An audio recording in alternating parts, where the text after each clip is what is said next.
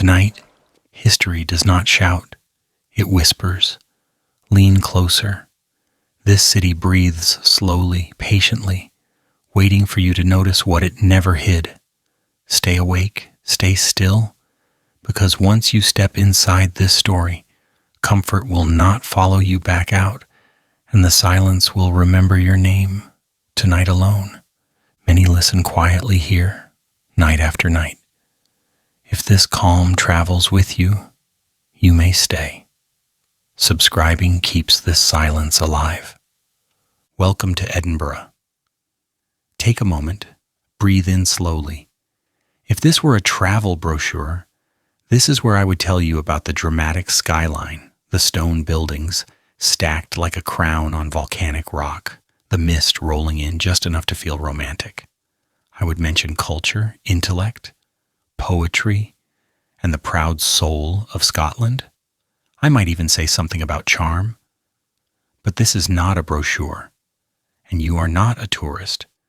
It is the early 1700s. You have not arrived by choice. You simply woke up here. No phone, no electricity, no running water, no antibiotics. And whatever that smell is, it's not temporary. So, welcome to Edinburgh, a beautiful city, if you're still alive. At first glance, it almost convinces you. The city rises vertically instead of spreading outward, tall stone buildings packed tightly together as if everyone collectively agreed that personal space was a luxury they could no longer afford. Above you, narrow windows stare down like tired eyes. Below you, the streets glisten, not with rain, but with things rain has learned to avoid. This is Edinburgh in the 18th century, a city standing at a strange crossroads in history. On one hand, it is one of the intellectual capitals of Europe. This is the age of the Scottish Enlightenment. Thinkers here debate reason, morality, economics, and the nature of human progress. Ideas are sharpened in candle-lit rooms. Words like logic and rational thought are spoken with confidence. On the other hand, the city itself functions like it missed several important memos about hygiene. This is a place where philosophers discuss the perfection of the human mind while stepping carefully over human waste. A place where progress is imagined in theory, but rarely tested in plumbing. You might notice something missing almost immediately. There is no hum, no distant buzz of electricity, no comforting mechanical noise. The city breathes differently. What you hear instead are footsteps on stone, coughs that linger too long, the creak of timber, and the occasional sound of something being dumped from above, followed by someone else shouting in alarm. Edinburgh is alive, but it is not gentle. The streets are narrow, tight enough that the buildings seem to lean inward, as if sharing secrets. Light struggles to reach the ground. Even at midday, certain alleyways remain permanently twilight, damp and cold, the kind of places where time itself feels reluctant to enter. If you've ever wondered what it feels like to live inside a shadow, this is your answer. And yet, people are everywhere. Edinburgh is crowded, intensely so. Thousands of people packed into the old town, stacked vertically in towering tenements. Families, laborers, merchants, scholars, criminals, children, everyone breathing the same air, using the same stairwells, sharing the same limited space. Privacy exists mostly as a rumor. If you listen closely, you'll hear life happening all at once. Arguing voices, laughter from a tavern, a baby crying through thin walls. Somewhere nearby, someone is dying, though no one makes a ceremony of it. Death here is not dramatic. It is punctual. This city prides itself on being modern, educated, forward-thinking, and in many ways it truly is. The ideas born here will shape the modern world. Economics, philosophy, science. Edinburgh contributes to all of it, but the physical reality is stubbornly medieval. There is no sewage system. Waste does not disappear politely underground. It stays. It accumulates. It becomes part of the landscape. Chamber pots are emptied from windows with a warning shout if you're lucky enough to hear it. The streets are washed occasionally by rain, which does its best, but never enough. This is where the irony becomes almost elegant. Here, men debate reason while standing ankle-deep in irrationality. This is where philosophers discuss the nature of virtue, while human filth runs past their boots. It's hard not to admire the commitment. And you standing here now are part of it, whether you like it or not. You are breathing the same air thick with smoke from coal fires, cooking grease, damp wool, and decay. You don't yet know it, but every breath is a small gamble. The city does not explain itself. It does not warn you. It assumes you will adapt, or you won't. Edinburgh does not try to kill you. That would require effort. It simply refuses to protect you. At night, the city changes tone. Without street lighting, darkness takes over completely. Shadows stretch. Sounds become ambiguous. Footsteps behind you may belong to a neighbor, a drunk, or someone who has already decided you won't be missed. You learn quickly not to walk too confidently, but also not too afraid.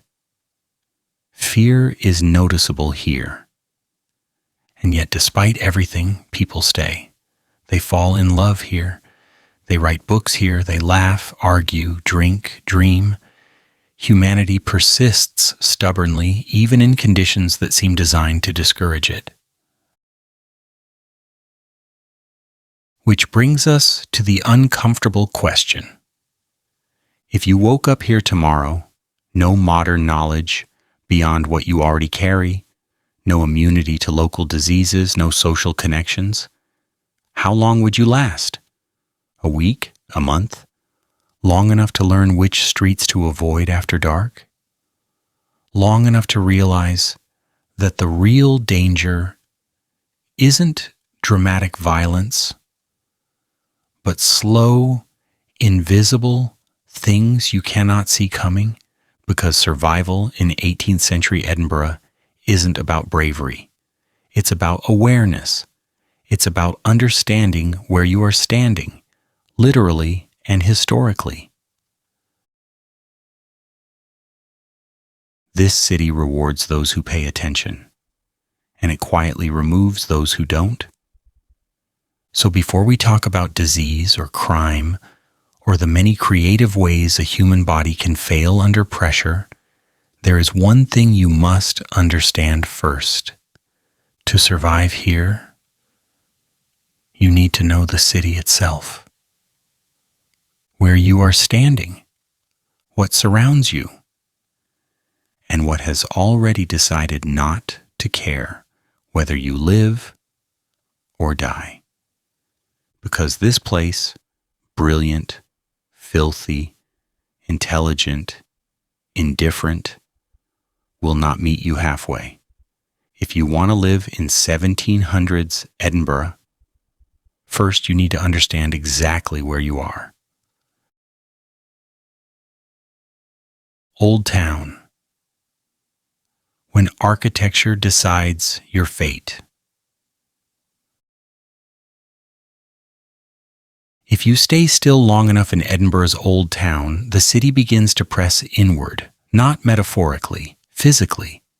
The buildings lean, the streets narrow, and the air itself feels occupied, as though there simply isn't enough room for one more breath. But you take it anyway, because not breathing would draw even more attention. This is where you truly understand that architecture here is not about beauty, comfort, or even durability. It is about containment. Old Town is not built to welcome people. It is built to hold them. Look up. You have to tilt your head far back to see the top. 10, sometimes 12 stories of stone stacked vertically, each floor added, not because it was a good idea, but because there was nowhere else to go. Edinburgh could not sprawl outward. The land, the walls, and politics all said no. So the city grew upward like a warning sign no one bothered to read. These are not elegant towers. They are crowded columns of survival, rising floor by floor, each level slightly darker, slightly colder, slightly more desperate than the one below. Light is a luxury here. Sunlight reaches the lower floors briefly, reluctantly, and then moves on, as if it has other places to be. By the time you reach the upper stories, daylight arrives, filtered and thin, already tired. Windows are small, glass is imperfect. Shadows dominate interiors, even at noon. Candles burn constantly, not for atmosphere, but because without them the world simply disappears. And people live like this. Entire families. Multiple families. Everyone stacked together sharing the same vertical artery of space. There is no private entrance, no personal hallway. Just a single communal staircase, spiraling upward through the building like a spine worn down by centuries of feet. Step onto it. Carefully. The stairs are wood, polished smooth by use, groaning softly with every movement. They remember every step ever taken. When someone climbs, everyone knows. When someone falls, everyone hears it. Privacy is impossible. Sound travels effortlessly here. Conversations bleed through walls. Coughs echo. Laughter feels intrusive. Silence feels suspicious. Rooms are shared. Not occasionally. Always beds are shared too. Sometimes with family, sometimes with strangers, sometimes in shifts. If you work nights, someone else sleeps during the day. Warmth is communal. So is disease. The closer people are, the easier it spreads. Edinburgh has perfected this system without ever acknowledging its consequences. And here comes the quiet joke hidden in the stone. The higher you live, the poorer you are. In modern times, height means wealth, views, status, air. In Old Town Edinburgh, height means effort.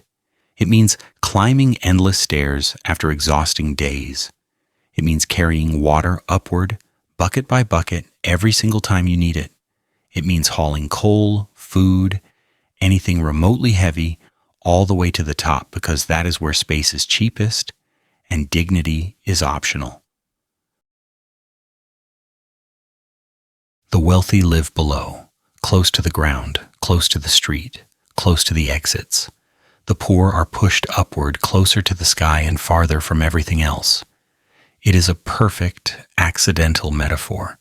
The closer you are to the heavens, the closer you are to exhaustion. Climb those stairs long enough, and you begin to hear the building breathe. The wood creaks, but not randomly, slowly, rhythmically, as if the structure itself is tired but still standing out of stubbornness. Each step produces a soft complaint, not loud enough to alarm, just enough to remind you that nothing here was designed with longevity in mind, including you. You pass doorways, thin wooden doors. Behind them, lives unfold, with very little separation. You hear murmured arguments, the scraping of furniture, someone retching, someone praying, Someone coughing in a way that makes you pause for half a second longer than you should. The sound is wet, it repeats. No one intervenes. Everyone has heard it before. Breathing changes inside these buildings. The air is warmer but heavier, thick with smoke from fireplaces that never fully draw properly. Soot clings to walls and lungs alike.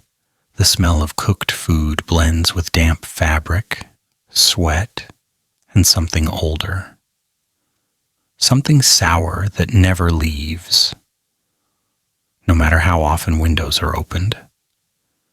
If you stand still, you can count the layers of life by sound alone.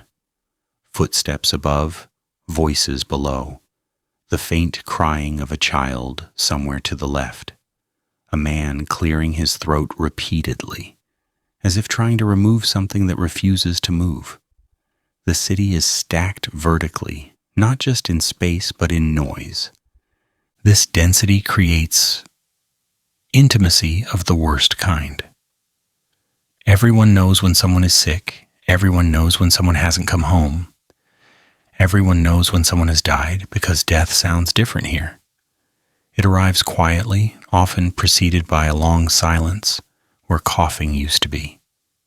Then there is movement, furniture shifting, a door opening and closing, and life continues upward and downward around the absence, adjusting without comment. The buildings are damp. Stone holds cold like memory. In winter it creeps into bones. In summer it traps heat and smell with equal cruelty. There is no season where the city becomes comfortable, only variations of endurance. And yet people adapt. They always do. They learn which steps creak the loudest, which corners trap sound, which floors to avoid late at night. They learn to sleep through noise that would drive others mad. They learn to recognize illness by rhythm alone. This cough is manageable. That one is not. Old Town trains you without asking permission. From the street, these buildings look imposing, even noble, stone against sky, history carved into every surface. But inside, they function more like containers than homes. Containers for breath, bodies, and time. You do not live here so much as you are stored. And storage has consequences. When people are packed together this tightly, the city stops feeling like a place and starts feeling like a system that circulates air, sound, and sickness efficiently. A system where movement is vertical, exhausting, and unavoidable. A system where your position within the building quietly dictates your health, your fatigue, and your chances. This is why survival here is not random. It follows patterns. Architectural patterns. If you live higher, you work harder. If you work harder, you weaken faster. If you weaken faster, the city notices. Edinburgh does not need to hunt you. It waits. And the buildings, patient and unremarkable, assist without malice. They squeeze, they stack, they amplify, they ensure that whatever enters, be it noise, fear, or disease, travels freely. Which brings us to the next realization, one that becomes impossible to ignore once you have climbed enough stairs and shared enough air. Architecture is only the shell. Stone and wood merely shape the experience. The true danger does not come from height or darkness. It comes from what lingers inside these spaces long after footsteps fade. Because here, in Old Town Edinburgh, the thing most likely to end your life is not what you see. It's what you smell. A city without toilets, surviving among waste. By now you've noticed the smell. Not a single smell really, but layers of it, stacked the same way the city stacks its people. It moves slowly, never in a hurry, clinging to stone, wood, fabric, and skin. At first you think it's temporary. Something nearby. Something you'll walk past. Then you realize it follows you. Not because it's attached to you personally, but because it is everywhere. This is not an accident. This is infrastructure. 18th-century Edinburgh does not have toilets, not in the way your body expects them. There are no pipes carrying waste politely away, no underground systems whisking away the evidence of being human. What the city has instead is a shared understanding. Waste must go somewhere, and somewhere is usually the street. Inside homes, chamber pots do most of the work. Simple containers, used repeatedly, emptied reluctantly. They sit in corners, under beds, behind doors. By morning they are full, and someone, usually the least powerful person in the household, has to deal with them. The solution is efficient in theory and horrifying in practice. You open a window, you lean out, you shout a warning. Gardyloo. The word echoes down the narrow street like a strange ritual announcement. It is half courtesy, half resignation. A brief moment of mercy before gravity takes over. If you hear it in time, you move. If you don't, you learn very quickly why people here watch the sky as carefully as the ground. Then it falls. Liquids first, solids after. Sometimes both together. Sometimes not. The sound is unmistakable, a wet, final punctuation mark against stone. The street absorbs it without protest because it has been doing so for decades. This is normal. That is the most unsettling part. No one gasps, no one screams. People step aside, wipe their boots, mutter something under their breath, and continue on. Children learn early to recognize the warning cry. Adults learn to accept that accidents happen. Clothes can be cleaned. Dignity, less so. The streets of Old Town function as open sewers. Waste flows downhill naturally, guided by gravity and rain. When it rains, the city smells briefly cleaner, though the illusion never lasts. When it doesn't rain, everything stays exactly where it is, slowly changing form. Horse manure adds another layer. Edinburgh runs on horses. Transport, goods, people, all moved by animals that leave reminders behind constantly. The streets are slick with it. Wheels roll through it. Feet spread it.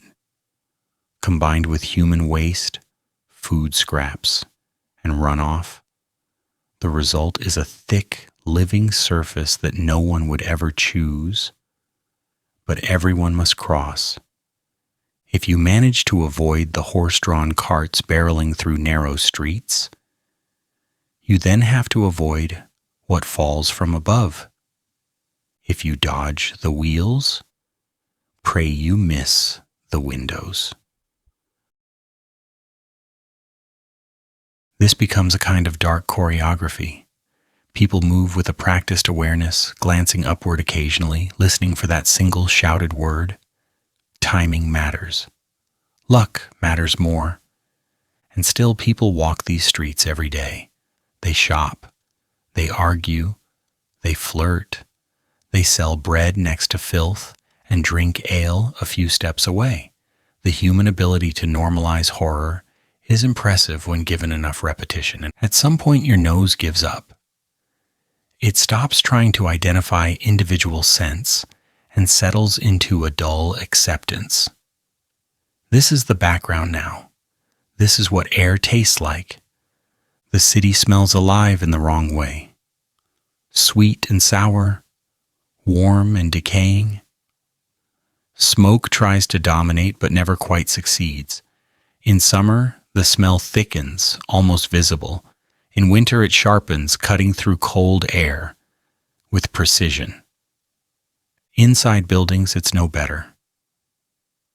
Waste doesn't stay outside. Shoes carry it in. Clothing absorbs it. Floors are wiped occasionally, but water is precious and effort is limited. Stairwells become repositories of everything that doesn't fit anywhere else. And yet, people joke about it. They have to. Humor becomes armor. You survived the street today? Yes. Good. Tomorrow might try harder.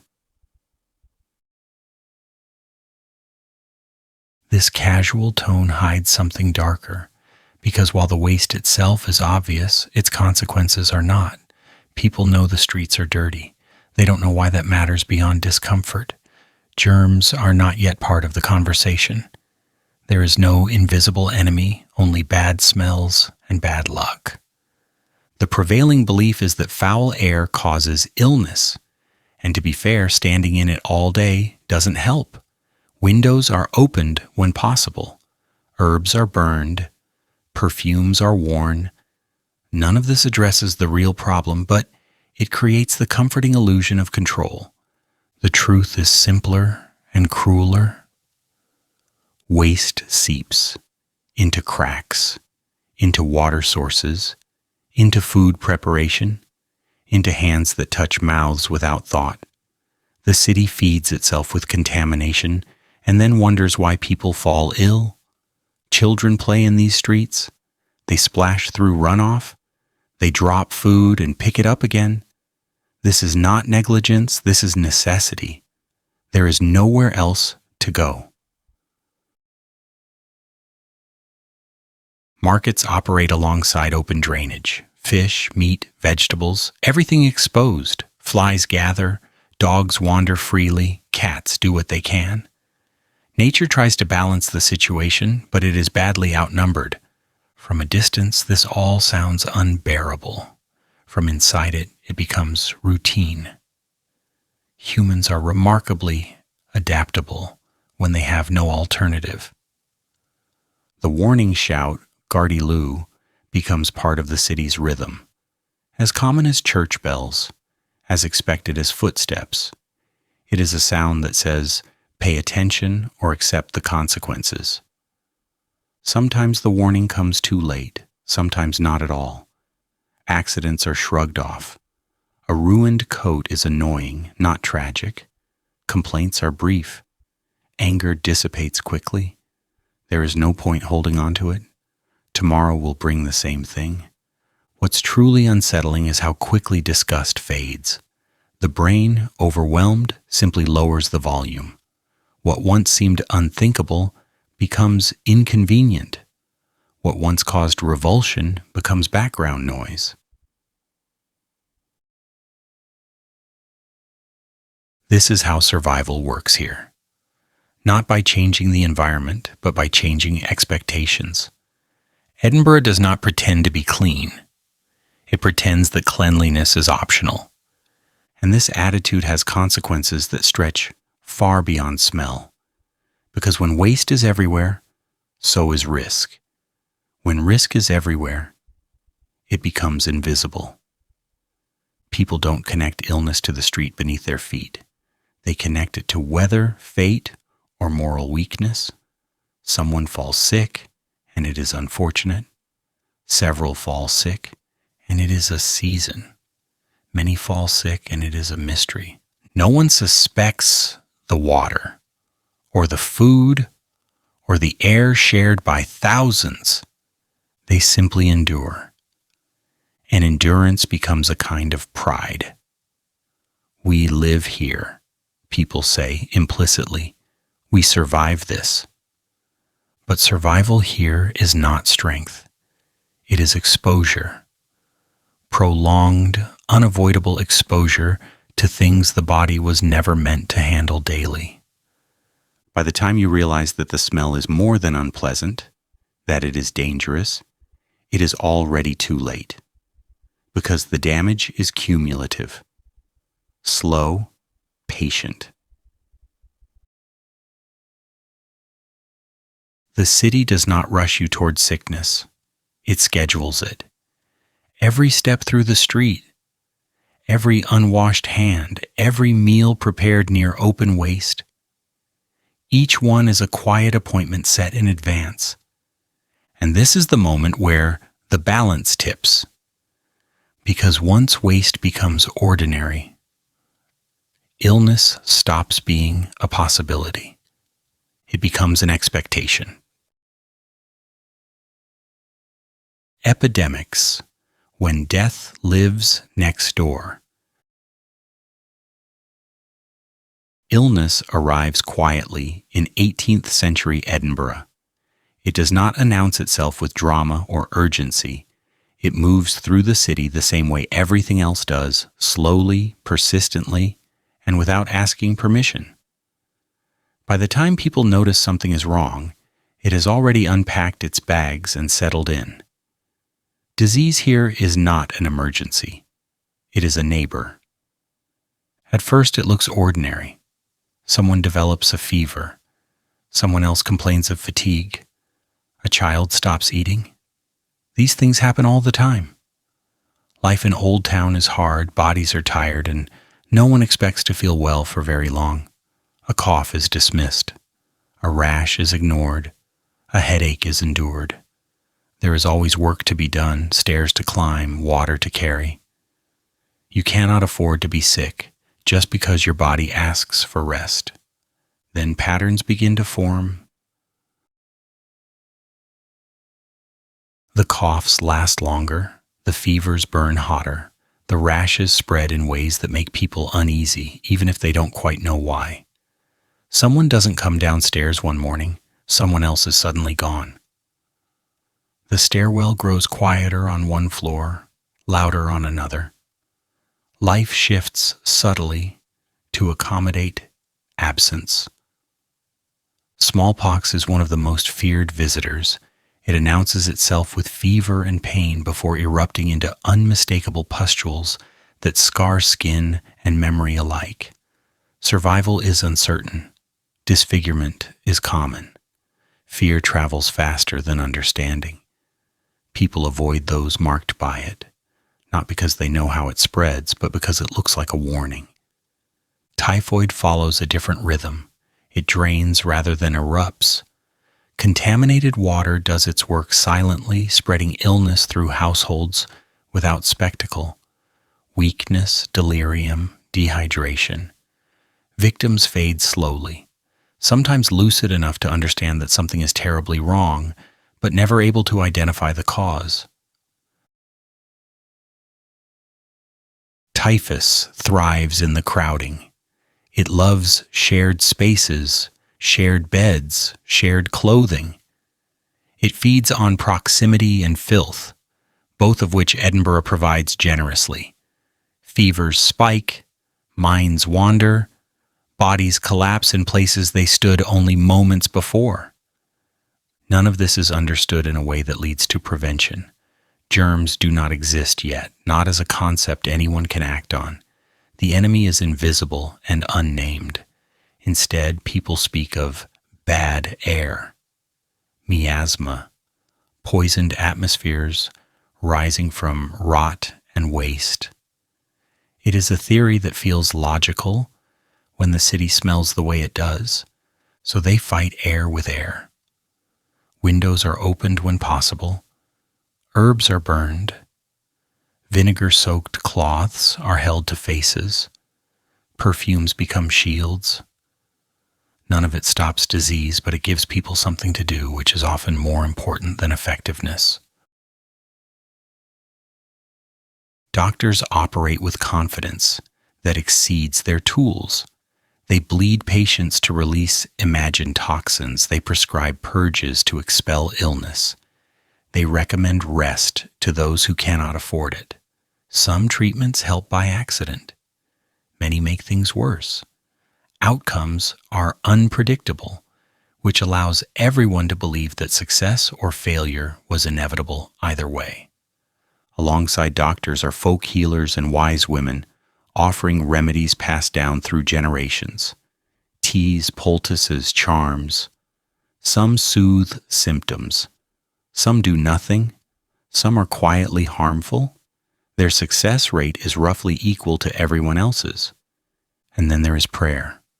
Constant, earnest, desperate.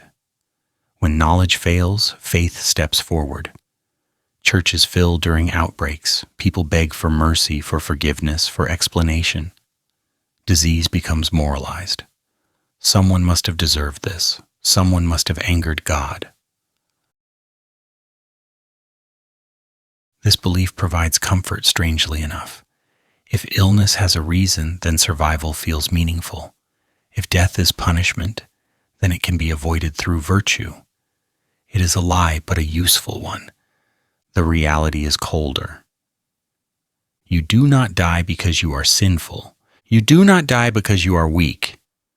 You die because you do not understand what is killing you. And ignorance is remarkably efficient. Edinburgh's density ensures that once disease appears, it spreads. Shared stairwells become highways. Shared air becomes a delivery system. Shared water completes the cycle. The city does not isolate the sick. It cannot afford to. Space is limited.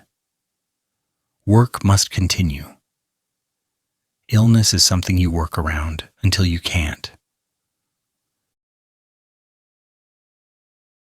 When death occurs, it is handled quickly. Bodies do not linger. Funerals are brief. Grief is compressed. There is no time to dwell when the living still need attention. This efficiency is not heartless, it is practical.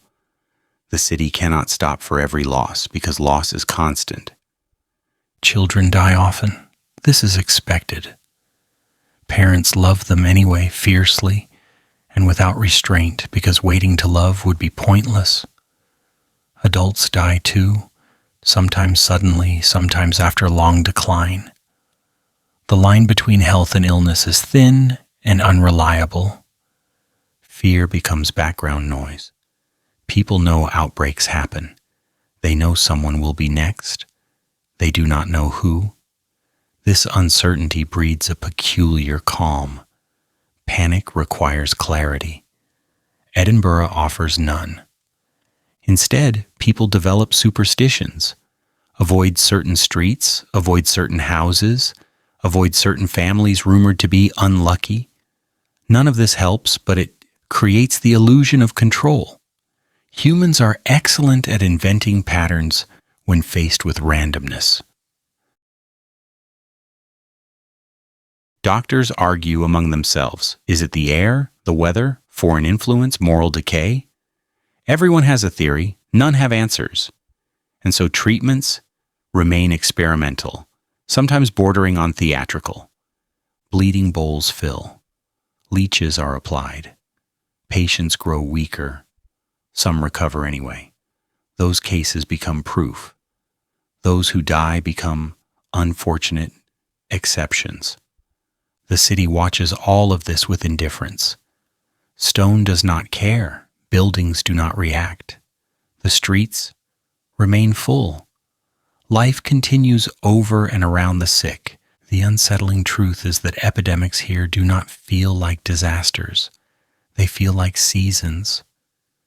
There is the season when many cough. The season when fevers are common. The season when funerals increase.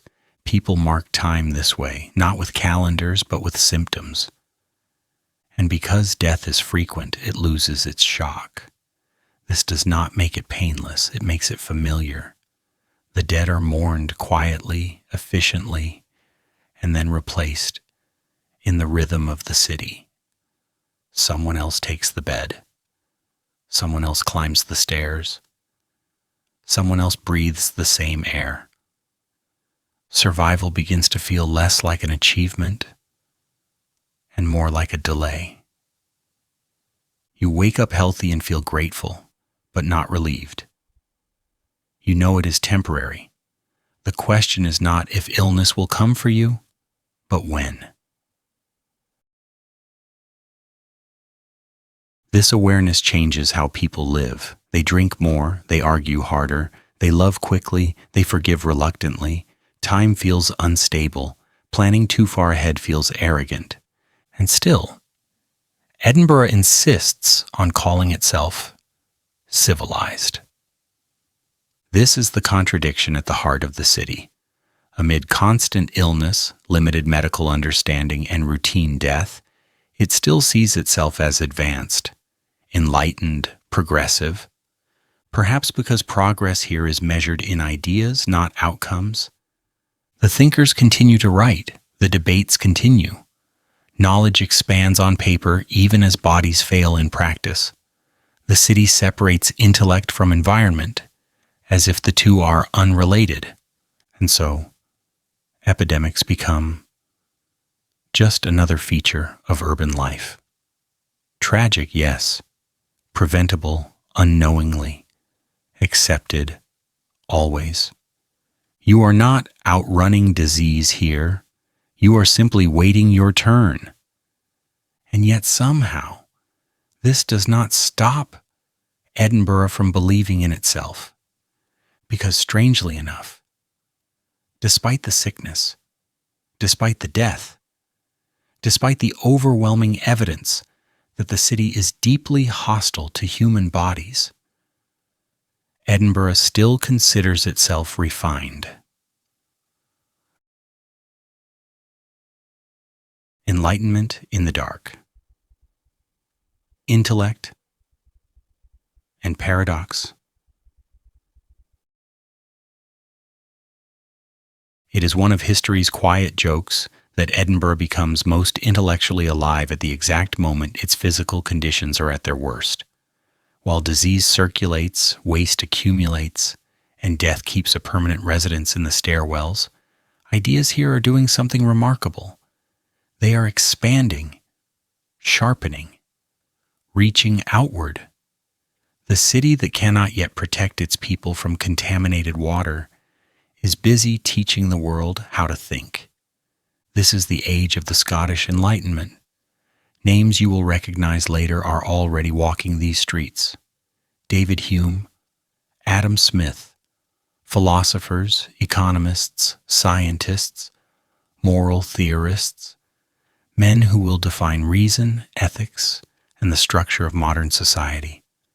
They are here now, alive, breathing the same air as everyone else. They step carefully through narrow alleys, slick with filth. They lift their coats to avoid puddles that should not exist. They wrinkle their noses, briefly, and then continue talking.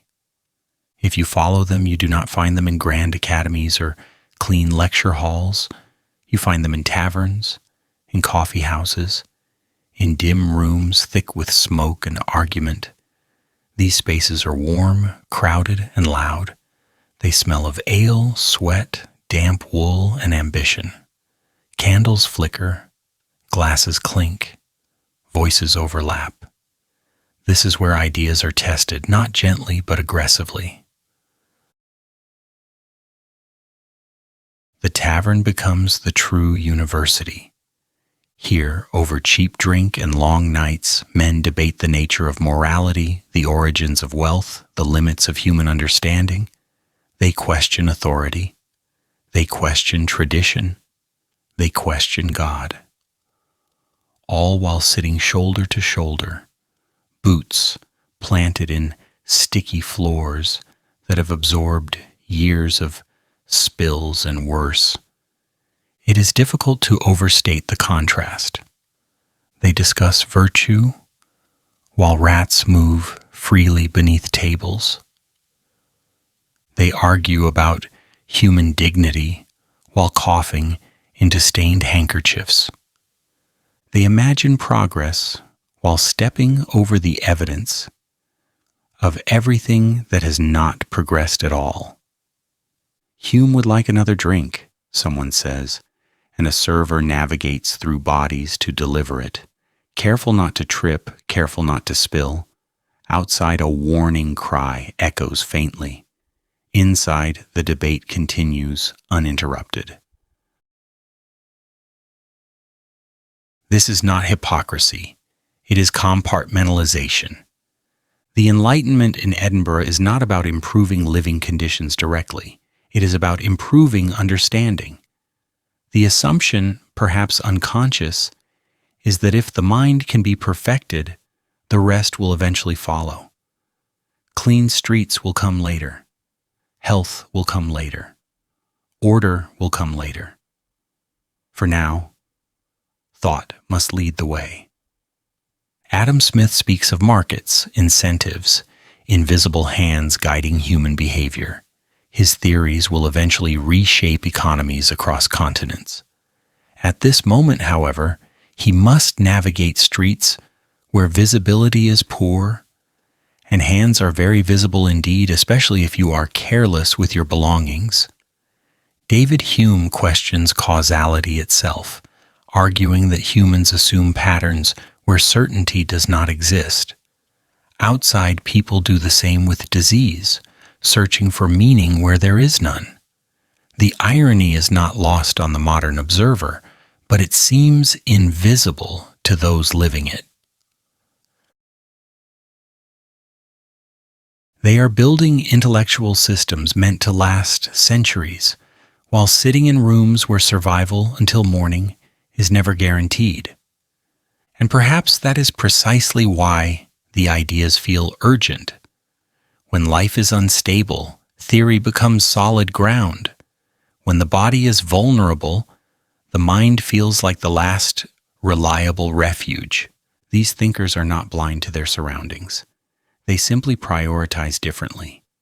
Filth is unfortunate but familiar. Ignorance is unacceptable. Disease is tragic but random. Bad ideas, on the other hand, are dangerous and correctable. So they argue, relentlessly. Arguments spill from taverns into the streets, carried by men walking home in the dark, still talking, still gesturing, careful not to slip. The city becomes a moving conversation. Thought echoes through alleys that echo everything else. And here is the paradox that defines Edinburgh at this moment. The city believes in reason with religious intensity, yet lives daily with conditions that defy it. It celebrates logic while tolerating systems that are deeply illogical. It champions human improvement while stepping over suffering that could theoretically be improved. This contradiction is not malicious. It is structural. The Enlightenment does not yet know how to translate ideas into infrastructure. It knows how to write, debate, publish. It does not yet know how to build sewers or redesign cities for health. Those connections will come later, inspired by ideas born here but not yet applied here. So Edinburgh becomes a place where brilliance and neglect coexist without conflict. A city where intellectual elites gather nightly to discuss the moral obligations of society, then step outside and ignore a man coughing violently in the doorway because there is nothing practical to be done. It is easy from a distance to judge this, harder from inside it to see alternatives. The tavern debates feel productive, the streets feel inevitable. One can be changed by argument, the other feels like fate. And so the Enlightenment flourishes in rooms that smell like damp wood and spilled beer. Candles burn late. Ideas spread faster than sanitation. Words travel farther than clean water. This is not accidental. Thought is portable. Cleanliness is not. You can carry a philosophy anywhere. You cannot carry a sewer. As a result, Edinburgh exports ideas while importing nothing that would immediately improve daily life. Its reputation grows even as its conditions remain unchanged. Visitors come to hear the thinkers, to witness the intellectual energy. They leave impressed, occasionally ill, and always relieved to be leaving. The citizens take pride in this. They live in a city that matters, a city spoken of beyond its borders, a city that shapes the future even if it cannot quite manage the present. And pride is powerful. It softens discomfort. It reframes suffering as part of something larger. You are not just enduring filth and disease. You are living in a place where history is being written. This belief helps people tolerate things they otherwise might not. When rats scurry across tavern floors, it is unpleasant, but conversation continues. When someone collapses in the street, others step around and move on. Life must not interrupt thought. Thought is the real work. The danger, of course, is that thought offers no protection at night. You can debate morality for hours and still be robbed on the way home. You can understand human nature deeply and still fall ill from contaminated water.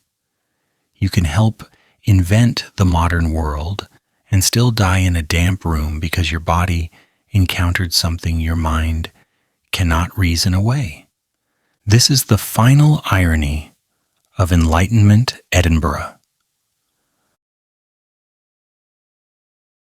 The city believes knowledge is power, and it is. Just not the kind that keeps you safe outside the tavern door. Ideas do not light the streets. Arguments do not stop violence. Philosophy does not block disease.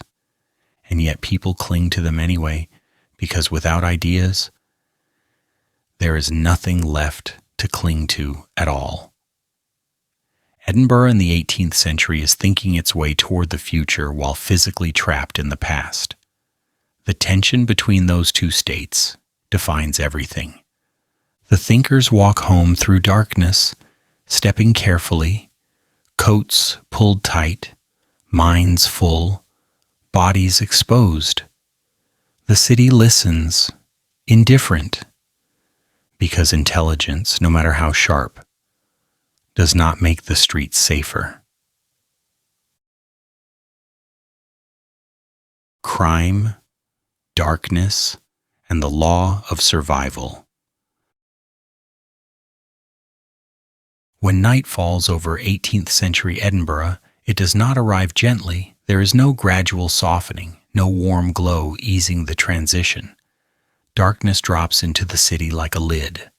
The sun disappears behind stone and cloud, and what little light remains is swallowed by narrow streets and towering buildings. There are no street lamps to guide you, no illuminated windows offering reassurance, just shadow, depth, and the quiet understanding that visibility is now a privilege you no longer have. This is when the city becomes honest. By day, Edinburgh is crowded, noisy, and difficult, but visible. By night, it is something else entirely. Shapes replace faces, sounds lose their sources, distance becomes deceptive. The same alley you walked through safely hours ago now feels narrower, longer, and strangely angled, as if it has rearranged itself in your absence. There is no organized police force in the modern sense. Law exists, but it is uneven, reactive, and often absent when you need it most. Justice is slow, selective, and frequently irrelevant to whatever happens in the dark. Once night settles in, you are largely on your own. Crime here is not sensational. It is practical. Pickpocketing is common. A hand brushes past you. Something feels wrong a moment too late. You turn, but the crowd has already absorbed whoever did it. Shouting draws attention, but not assistance. People watch, evaluate, and decide it is not their problem. Robbery is quieter than you expect. A sudden grip, a whispered threat, a blade you barely see. Compliance is encouraged. Resistance is discouraged, sometimes permanently. Goods can be replaced. Lives cannot, and everyone knows it. Violence happens quickly, arguments escalate, drunkenness lowers thresholds, knives are common tools, carried for utility and repurposed when tempers flare. Blood blends easily with street filth, leaving little evidence and even less urgency. And then there are the disappearances. People who simply do not come back, no body found, no explanation offered. Perhaps they fell into the wrong close, took the wrong turn, trusted the wrong voice. Perhaps they were robbed and left somewhere out of sight. Perhaps they were killed and disposed of. Efficiently, the city does not clarify. It absorbs them. At night, Edinburgh feels less like a place and more like a test. Each step is a calculation, each sound a question. You listen constantly, not just for danger, but for the absence of reassurance. Footsteps behind you cause tension, but footsteps that stop cause more. Silence is not safety. Silence is ambiguity. There are unwritten rules. Walk with purpose. Do not linger. Do not appear lost, even if you are. Do not look wealthy. Do not look weak. Do not look curious. Curiosity gets answered here, and rarely kindly. If you hear footsteps behind you, do not turn around. If you hear nothing at all, that is worse. The city's layout amplifies this threat. Closes, those narrow alleyways branching off main streets, become traps after dark. They twist unexpectedly, dead-ending without warning. Sound echoes unpredictably. Someone could be 10 steps away or right behind you. You cannot tell. Doors are locked early. Shutters close. Those indoors do not look out unless there is screaming, and sometimes not even then. Getting involved invites consequences. Everyone has learned this lesson through observation. Alcohol flows freely at night, fueling both warmth and recklessness. Taverns empty into streets filled with unsteady bodies and louder voices. Songs turn to shouts. Shouts turn to arguments. Arguments sometimes end with someone on the ground, while others step around them. Death, when it occurs, is rarely investigated thoroughly. Witnesses vanish. Stories conflict. Blame shifts. By morning, the city has moved on. Fear becomes a background sensation managed rather than eliminated. People develop instincts. They sense when to cross the street, when to turn back, when to pretend not to hear a call from the darkness. And the darkness does call. Sometimes it is a request for help. Sometimes it is a trick. The difference is impossible to determine until it is too late. Compassion is risky here. Survival demands restraint. This is not because people are cruel, but because they are tired of losing. Edinburgh's nights teach restraint quickly. There are no heroes in these streets, only survivors and stories about those who tried to be something else. The law, such as it is, operates unevenly. Wealth affords protection. Status bends outcomes. Those without either learn to navigate carefully. Reporting a crime can bring attention you do not want. Justice may come with consequences worse than the original offense. So many incidents go unreported. They become rumors instead, warnings whispered in taverns, advice passed quietly. Avoid this street. Don't walk there alone. Never follow someone you don't know, no matter how convincing they sound. This oral network becomes more reliable than official authority. Knowledge spreads the same way danger does, informally, quickly, and without documentation. For women, the danger multiplies. Movement is restricted by necessity. Trust is scarce. Safety is fragile. The city offers no special protection. It simply watches. For children, the night is forbidden, but not always avoidable. Poverty forces exposure. They learn early to recognize threats, to run, to hide, to disappear when needed. Childhood here is not innocence. It is training. What makes all of this more unsettling is how normal it feels. People expect night to be dangerous. They plan around it. They accept it. Fear becomes routine. Edinburgh does not panic after violent events. It adjusts. A route is changed. A door is barred. A name is added to the mental list of those not to be trusted. Life continues. The city's indifference is not apathy. It is efficiency. If every act of violence stopped the city, nothing would function. So it doesn't stop. It flows around the damage like water around stone. And you, walking through this darkness, feel the weight of that understanding. That you are not special, that your safety is not guaranteed, that one wrong decision could erase you without ceremony. This awareness sharpens the senses. Every sound is processed, every shadow evaluated, every encounter weighed. You move carefully, not because you are afraid, but because you are aware. Edinburgh at night rewards awareness and punishes distraction.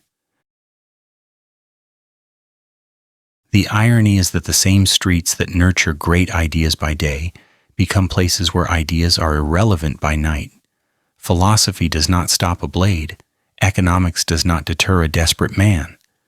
Moral theory offers no protection against someone who has already decided you are expendable. The Enlightenment does not illuminate these streets. Darkness remains complete. And yet there is something worse than crime here. Something quieter. Something that does not stalk or threaten or steal. Something that waits patiently beneath the city. Because sometimes the most dangerous presence in Edinburgh is not someone who can hurt you.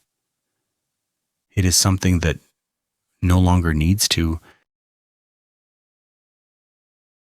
Bodies and the trade that would not let them rest. In Edinburgh, death is not an ending. It is a transition into a different kind of vulnerability. When a person dies here, their relationship with danger does not stop. It simply changes form. The living worry about crime, disease, and darkness. The dead must worry about being useful. This is the part no one mentions out loud, at least not in polite company. Bodies matter in 18th century Edinburgh. Not emotionally, practically. The city is home to one of the most ambitious medical communities in Europe, and ambition, as it turns out, has an appetite. Anatomy is advancing. Surgery is evolving. Knowledge demands evidence, and evidence, inconveniently, looks exactly like a human corpse. Medical schools need bodies, fresh ones preferably, intact, real. Diagrams and animals can only teach so much. If you want to understand the human body, you have to open one. This is considered progress. Necessary, enlightened. The problem is supply. Legally, only executed criminals can be dissected. In theory, this should provide a steady stream. In practice, it does not. There are not nearly enough executions to satisfy the demand of curious surgeons and ambitious students. And so the gap between legality and necessity widens, quietly inviting solutions. Enter the resurrection men. They do not call themselves that, of course. They are laborers, contractors, providers of educational materials. They work at night when the city is already accustomed to not looking too closely. They move quickly, efficiently, without ceremony. They do not steal valuables. That would make them thieves. They steal bodies. That makes them businessmen. Graves are shallow here. Space is limited. Burial happens quickly, often within days of death. Families mourn briefly because decomposition does not wait for closure. This speed makes graves vulnerable. Fresh earth is easy to spot. Tools are simple. The work is unpleasant but not difficult. A grave can be opened in minutes. The coffin lid pried loose just enough. The body removed. The clothes replaced with weight, sometimes stones, to avoid immediate suspicion. Then the earth is smoothed over again. By morning, it looks untouched. The city wakes up unaware that someone is already missing for the second time. This trade thrives because it offends fewer people than you might expect. The body itself is not considered sacred in the modern sense. The soul has departed. What remains is, to many, simply matter. The real outrage is not desecration, but visibility. As long as it happens quietly, it is tolerated. Families, however, do not see it that way. They know. Everyone knows. Stories circulate. Whispers pass through stairwells and taverns. Someone's relative was buried on Monday and gone by Wednesday. A coffin found disturbed. A grave collapsed. Fear spreads, not of death, but of indignity. As a response, people get creative. Graves are guarded. Families take turns watching burial sites through the night, armed with lanterns, sticks, and determination. Cemeteries become temporary camps. Fires are lit. Conversations stretch until dawn. It is a strange vigil keeping watch over someone who can no longer care what happens because the living care deeply. Others invest in technology. Iron cages, known as mort safes, are placed over graves. Heavy, ugly contraptions, designed not to honor the dead, but to inconvenience the living who would steal them. Some coffins are reinforced. Some graves are weighted with stone slabs. The wealthy can afford protection even after death. The poor cannot. And here, the familiar pattern returns. The poorer you are, the more likely your body is to be taken. You lived without security. You die without it too. Poverty follows you into the ground and then out of it. Medical students learn quickly not to ask too many questions. A body appears. Lessons proceed. Curiosity is satisfied. Knowledge advances. Where the body came from is irrelevant as long as it is available. Progress does not like to examine its supply chains. Dissection rooms are quiet places, focused, professional. The body on the table is stripped of identity. It becomes an object of study, a collection of systems to be mapped. There is no malice here, only distance. Respect, perhaps, in a technical sense. Gratitude sometimes, spoken vaguely to the air. And still the idea remains unsettling. Even after death, you are not safe. The city that could not protect you in life will not protect you in death. Your body may serve science, it may serve ambition, it may serve a future that never includes your name. For many, this feels like a second kind of erasure. First, you die quietly. Then you vanish physically. Your family mourns an absence they cannot explain. Your resting place becomes a lie. And yet society largely accepts this arrangement because the benefits are real. Medicine improves. Surgery becomes more precise. Knowledge accumulates. People survive things they once would not have. The city congratulates itself quietly for being advanced enough to tolerate moral discomfort in the name of progress. It is another paradox. The Enlightenment needs bodies. The city produces bodies. The transaction is efficient, if not dignified. Fear of body snatching adds a new layer of anxiety to daily life. Death is no longer the end of suffering. It is the beginning of negotiations. Families plan funerals with strategy in mind. Where to bury, how to protect, how long to watch. Grief becomes logistical. Some people choose burial sites closer to populated areas, believing visibility will deter theft. Others choose isolation, hoping secrecy will protect them. Neither is guaranteed. The resurrection men adapt. They always do. The irony is sharp. Those who feared disease in life now fear usefulness in death. Those who avoided dark streets now fear dark soil. And still, the city does not change course. Medical lectures continue. Anatomical theaters fill with students. Knowledge grows. Edinburgh's reputation as a center of learning strengthens.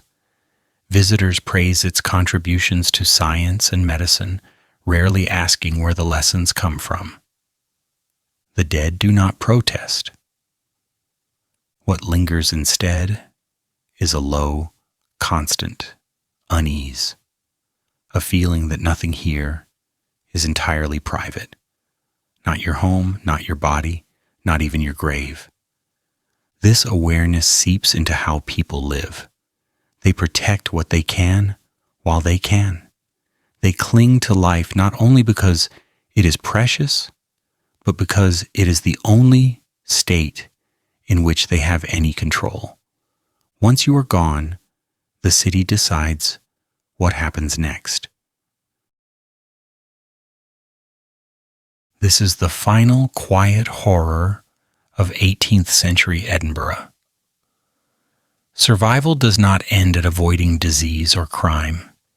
It extends into legacy, into the hope that you will be allowed to remain where you are placed.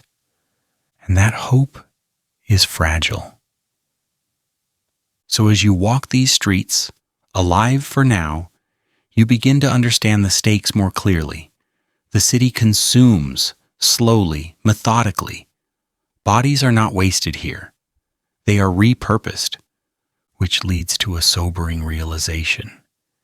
If even death offers no sanctuary, then the only meaningful question left is not how to die well. It is how to delay dying at all. The Unofficial Guide to Survival. By this point, you understand something important about 18th century Edinburgh. The city does not reward optimism. It tolerates caution, respects routine, and quietly eliminates those who assume they will be treated kindly. Survival here is not heroic. It is procedural. There are no grand gestures, no dramatic escapes. There are only small decisions made correctly, over and over again, until one day you realize you have lasted longer than expected. So consider this an unofficial guide, not endorsed by authorities, not written down anywhere, but learned through observation, rumor, and the steady disappearance of those who ignored it. These are not rules for thriving. They are rules for not being noticed by death any sooner than necessary. Rule number 1 is simple and deeply uncomfortable. Do not think you are special. The city does not need you. It will not adapt to you. It has survived plagues, fires, riots, and reformers. Your confidence does not impress it. Your ignorance amuses it briefly, and then it removes you. Start with where you live. If you have any choice at all, and many do not, you choose your floor carefully. Lower floors are easier, less climbing, easier access to water, faster exits in emergencies. They are also closer to the street, which means More noise, more smells, more exposure to crime. Upper floors are quieter, slightly removed from immediate danger, but they demand constant physical effort. Every trip becomes an endurance test. Water weighs the same no matter how tired you are. The poorest live at the top, not because they want to, but because they must. If you can afford to live somewhere in the middle, you take it, high enough to avoid constant street intrusion, low enough to avoid exhaustion becoming a daily companion. This balance does not guarantee safety. It simply delays collapse. Inside your building, you learn quickly who to acknowledge and who to avoid. Community matters, but trust is selective. You do not share too much. You do not ask too many questions. You remember faces. You notice who is still around after winter. You pay attention to who disappears quietly. Noise discipline matters. Loud arguments attract attention. Attention invites trouble. You keep your voice measured. You close doors gently. You learn to live without announcing yourself. Outside routes become rituals. You do not wander. You choose paths that are busy enough to discourage isolation, but not so busy that anonymity invites theft. You avoid closes after dark unless absolutely necessary. You memorize shortcuts and escape routes. You know which streets flood, which smell worse after rain, which attract the wrong kind of attention. You also learn timing. Early morning is safer than late night. Midday is crowded but predictable. Dusk is deceptive. Night is optional, and you treat it as such. If you must walk at night, you do not rush, but you do not hesitate. Purpose is protection. You dress accordingly, not well, not poorly. You dress forgettably. Clothes that do not signal wealth, but also do not signal desperation. Shoes that can handle filth and distance. Layers that conceal and protect without restricting movement. Fashion here is not about expression. It is about blending into the background noise of humanity. Money is hidden, never all in one place. You learn how to lose small amounts without reaction. Anger escalates situations. Calm ends them. If you are robbed, you survive by cooperating and remembering details only later, if at all. Food is chosen carefully, within limits. Freshness matters more than variety. You avoid water unless you know its source, which is rarely. Ale is safer, not because it is healthy, but because it has been boiled. This fact is not fully understood, but tradition preserves it. You trust tradition more than theory here. Health is monitored obsessively. You pay attention to changes in your body. Fevers are not ignored. Rashes are noted. Coughs are evaluated by sound, duration, and context. You seek help early, not because help is effective, but because delay is dangerous. You also avoid unnecessary gatherings during outbreaks, even when others do not. Social pressure kills quietly. You learn to excuse yourself without offense. You develop a reputation for caution rather than fear. Fear attracts attention. Caution earns respect. Trust is earned slowly and revoked quickly. You trust neighbors with small things first. A message, a watchful eye. You never assume loyalty. Circumstances change people faster than character does. You learn which taverns are conversation-heavy and which are violence-prone. You choose the former, leave early, and walk home with awareness sharpened by alcohol, but not dulled by it. Drunkenness is a luxury you cannot afford often. At work, you are reliable but unremarkable. Excellence invites scrutiny. Mediocrity passes unnoticed. You show up, you do your part, you leave. Ambition is dangerous without protection. Emotionally, you develop a particular kind of detachment. You care deeply about a few people. You do not spread yourself thin. You accept loss without ritualizing it. Grief here must be compact. Lingering draws you inward when you need to remain outward-facing. You do not chase justice, you chase stability. If something bad happens, you adapt rather than retaliate. Retaliation escalates. Escalation attracts attention.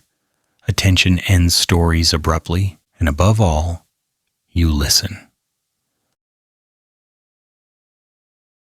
The city speaks constantly, through rumor, through absence, through subtle shifts in behavior. When people start avoiding a street, you do too. When a building grows quiet, you take note. When funerals increase, you limit contact. Survival here is not bravery, it is literacy. You learn to read the city the way others read books. You notice patterns. You adjust accordingly. You accept that none of this guarantees safety. It only increases probability. The city does not offer certainty. It offers odds. Rule number 1 remains unchanged. Do not think you are special. The city does not need you. It will not miss you. It might use you. It might ignore you. Those are the best outcomes available. And if you follow these unwritten rules, if you move carefully, listen closely, and resist the urge to stand out, something strange begins to happen. You last. Days become weeks, weeks become seasons. You start to recognize the rhythm of Edinburgh, not as chaos, but as a harsh order. You stop waiting for disaster and start navigating around it. And just when you begin to believe you understand the city, just when survival starts to feel almost routine, the ground shifts beneath your feet, because slowly, quietly, and without asking anyone's permission, Edinburgh begins to change. New town. When people try to escape themselves. At some point in the late 18th century, Edinburgh pauses, looks at itself, and decides to step sideways. Not forward, not backward, sideways. The old town has become too crowded, too dark, too loud, too honest. It works in the same way a body works while running a fever, functional but clearly unwell, and so the city does something remarkable. It builds an alternative version of itself and pretends it is a solution. This new version is called New Town. From the moment you approach it, the difference is unmistakable. The streets widen deliberately as if space itself has been planned rather than tolerated. Buildings no longer lean inward like conspirators. They stand apart, symmetrical, orderly, confident. Light moves freely here. The sun reaches the ground without having to negotiate with stone. Air flows instead of lingering. For the first time, the city seems to breathe without effort. This is not accidental. Newtown is designed carefully, rationally. Enlightenment ideas translated into architecture, straight lines, proportions, balance. Everything Old Town is not. There are pavements wide enough to walk without brushing against strangers, windows large enough to admit daylight willingly, interiors built for comfort rather than containment, rooms meant for single families, stairs meant for convenience, not endurance. And the smell, perhaps the most shocking change of all, is muted. Not gone entirely, but reduced to something manageable. Waste is better organized. Water sources are cleaner. Order is visible. The wealthy move first. They always do. Philosophers, merchants, professionals, Those whose ideas flourished in taverns now choose to sleep somewhere quieter. They cross an invisible boundary and leave behind the noise, the density, the constant negotiation of survival. They call it progress. From their new windows, they can still see Old Town rising in the distance, a dark, uneven silhouette against the sky. It remains close enough to remember, far enough to ignore. New Town offers something Old Town never could: the illusion of control. Here, life feels predictable. Streets are well lit. Crime feels distant, something that happens elsewhere. Disease seems less immediate. Children play in cleaner spaces. People walk without scanning constantly for danger. The city feels modern, even if the century insists otherwise. And for a while, it works. Mortality drops. Comfort increases. The rhythm of life slows. Fear loosens its grip. People begin to believe they have outgrown the worst of their past. But cities have memories. And New Town does not erase Old Town. It merely looks away from it. The people who move do not stop being products of what they escaped. They carry habits with them, caution learned in darkness, distrust learned in crowds. They sleep more comfortably but lightly. The city inside them does not change as quickly as the city around them. Meanwhile, Old Town does not disappear. It continues to function, packed and resilient. The poor remain. Laborers remain. Those who cannot afford light live without it. The city's problems are not solved. They are redistributed. This creates a quiet divide. New Town becomes the face Edinburgh shows the world. Clean, rational, enlightened. Old Town becomes the engine that keeps it running, hidden behind stone and habit. Goods still pass through narrow streets. Workers still climb endless stairs. Disease still circulates where density demands it. The people in New Town know this intellectually. Practically, they adjust their routes, their associations, their sympathies. Distance creates comfort. Comfort creates justification. It is not cruelty. It is convenience. The Enlightenment finds its physical expression here, but not its moral resolution. The problems that inspired philosophical debate are no longer visible from the window, and so they feel less urgent. Thought shifts from survival to refinement, taste, aesthetics, order. The city congratulates itself. Visitors arrive and marvel at the contrast.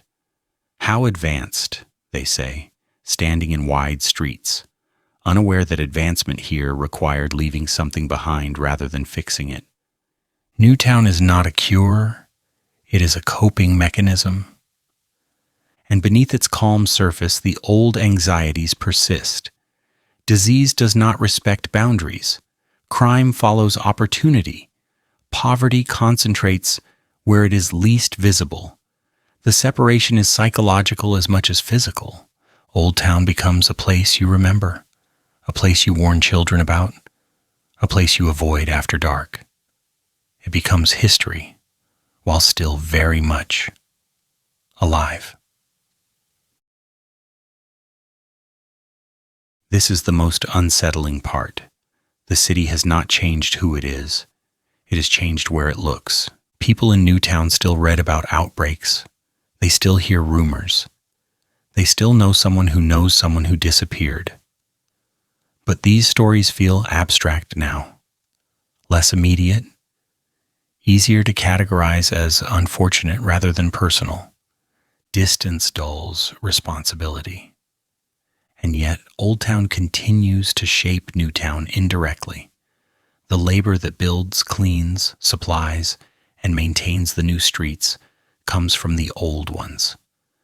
Bodies move between worlds daily, carrying stories, illnesses, and realities that cannot be fully contained. The city remains one organism pretending to be two. At night, Newtown is quieter, but not silent. Shadows still exist. Fear still lingers, just further from the surface. People lock doors. They glance behind them occasionally. No amount of symmetry completely erases instinct, because instinct remembers. The past does not vanish. It waits. Edinburgh's attempt to escape itself is impressive, but incomplete. The city learns how to hide its worst features without resolving them. It learns presentation before transformation, and from a distance it works. History will remember Edinburgh as a place of enlightenment, innovation, and order. It will photograph Newtown more often than Old Town. It will quote philosophers rather than sanitation records. But if you listen closely, the older city still speaks, in coughs, in crowded stairwells, in the labor that supports comfort elsewhere. Newtown slows the rhythm, softens the edges, and gives the illusion that survival has become easier. And in some ways, it has. But survival was never the final question, because even in clean streets, even in light-filled rooms, even with distance from filth and fear, something remains unresolved, and that realization leads quietly, inevitably, to the final question. In a city that has learned how to survive itself, the question is no longer how to live through it. Do you really want to live there?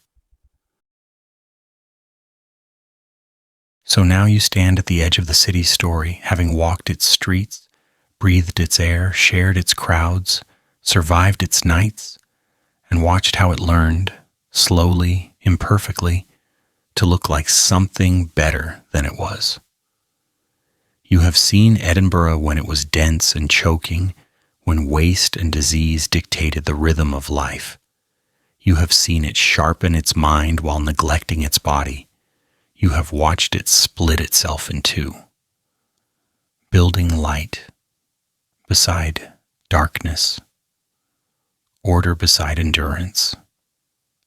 And the question that remains is not academic. It is personal. Do you really want to live there? Not visit? Not admire from a distance? Not romanticize through stone facades and philosophical footnotes? Live. Wake up every morning inside that reality, knowing that survival is never guaranteed and comfort is always conditional. Consider the full inventory of risk. Disease does not announce itself until it has already settled in. Clean water is uncertain. Medical knowledge is ambitious but incomplete, often as dangerous as it is helpful. A fever can end your life quietly in a shared room where no one notices until the coughing stops. There is no safety net beneath the body. Crime does not require spectacle, it requires opportunity. Darkness supplies it generously. There are no lights to guide you home, no reliable authority to intervene if something goes wrong.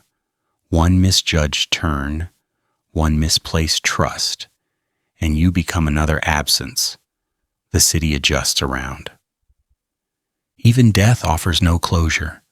Your body, if unprotected, may be taken, repurposed, studied, erased. The idea of rest is conditional on wealth, vigilance, and timing. The city's hunger for knowledge does not pause for dignity. And yet people live here. They always have. They raise children. They argue about ideas that will shape centuries. They laugh in taverns, fall in love in cramped rooms, build routines out of chaos. Human life persists, not because conditions are kind, but because humans are stubborn. This is where modern perspective begins to intrude, gently, almost apologetically. You know things they did not. You know about germs, sanitation, antibiotics, lighting, policing, labor laws. You live in a world where cities try, however imperfectly, to care whether you survive, where death is not expected daily, where darkness is optional. And because of that knowledge, it becomes tempting to judge, to look back and ask how anyone tolerated this, why they didn't fix it sooner, why they accepted conditions that now feel unthinkable. But judgment is easy from a safe distance, harder when you remove the distance entirely. 18th century Edinburgh did not wake up one day and choose danger. It inherited it, it adapted to it, it normalized it. Each generation accepted slightly less than it deserved because it had no reference point for more. Progress happened unevenly, favoring thought before infrastructure, reputation before reform. The city was not cruel, it was indifferent. Indifference is quieter than violence, but often more powerful. It does not need intent, it does not need malice, it only requires momentum. Systems continue because stopping them would require effort, coordination, and imagination. Edinburgh had imagination. It simply applied it elsewhere. So when you ask whether you want to live there, the question becomes layered. Do you want to live in a place where your mind might be stimulated, but your body is constantly at risk? Where survival depends less on virtue or intelligence and more on positioning, timing, and luck? Where the city does not hate you, but also does not notice you enough to help? Because that is the truth beneath the romance. Edinburgh in the 18th century is not trying to kill you. It simply does not care whether you live or not. And that distinction matters. A hostile place invites resistance. An indifferent one invites exhaustion. You cannot argue with it. You cannot reason with it. You can only adapt until you no longer can. This is why survival there feels less like victory and more like postponement. Every day lived is not a triumph, but a delay. Every routine is a negotiation with forces that do not acknowledge your participation. Modern life, for all its anxieties, has softened this edge. Cities now pretend to care. Sometimes they even succeed. Infrastructure exists to reduce randomness. Systems exist to catch failures. The idea that survival should be expected is no longer radical. And because of that, looking back feels unsettling. Not because the past was uniquely brutal, but because it reveals how recent safety truly is. How thin the line remains between structure and chaos. How quickly indifference could return if maintenance stops. Edinburgh's past lingers not as a warning, but as a reminder. Progress is not inevitable. It is constructed, defended, repaired. When neglected, cities do not become evil. They become careless. So, do you really want to live there? Perhaps the better question is whether you already do, in smaller ways. Whether there are places in the modern world that still operate on indifference, where survival depends on adaptation rather than care, where visibility determines value. The 18th century city makes one thing clear. Civilization is not defined by ideas alone. It is defined by how much effort is spent protecting ordinary bodies from ordinary risks. Edinburgh eventually learned this, slowly, unevenly, too late for many. But it learned. And now, standing at the end of this story, there is nothing left to solve, No instructions to give, no survival rules to add, only a quiet moment of reflection.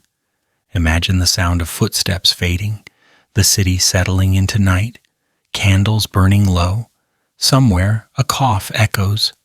Somewhere else a debate continues. Life goes on, indifferent to observation. Edinburgh does not ask for your judgment. It never did. It simply exists.